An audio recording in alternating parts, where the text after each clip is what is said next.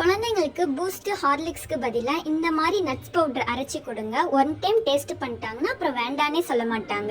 இந்த nuts powder கடல் பாசி செஞ்சோம்னா அதில் ஆட் பண்ணலாம், டேட்ஸ் ஜூஸுக்கு ஆட் பண்ணலாம்.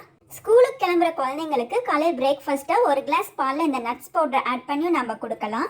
இந்த நட்ஸ் பவுடருக்கு நான் 100 கிராம் பாதாம் எடுத்து லோ ஃப்ளேமில் நம்ம வறுத்து வச்சிடலாம். அடுத்து 100 கிராம் பாதாமுக்கு 100 கிராம் முந்திரி ஆட் பண்ணியிருக்கேன்.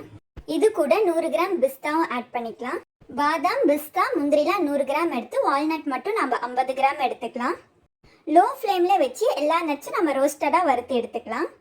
எல்லா நட்ஸும் வறுத்ததுக்கப்புறம் கடைசியாக கொஞ்சம் ஏலக்காவும் சேர்த்து நம்ம வறுத்து இது கூட நம்ம ஆட் பண்ணிக்கலாம். ஏலக்காய் சேர்க்குறனால ரொம்பவே மணமாக இருக்கும். வறுத்த நட்ஸ் எல்லாம் நம்ம நல்லா ஆற வச்சு இந்த மாதிரி மிக்ஸி ஜாரில் அரைச்சி எடுத்துக்கலாம்.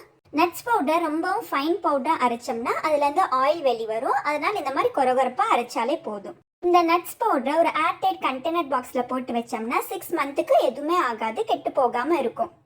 அவ்வளோதான், சூப்பரான நட்ஸ் பவுடர் ரெடி.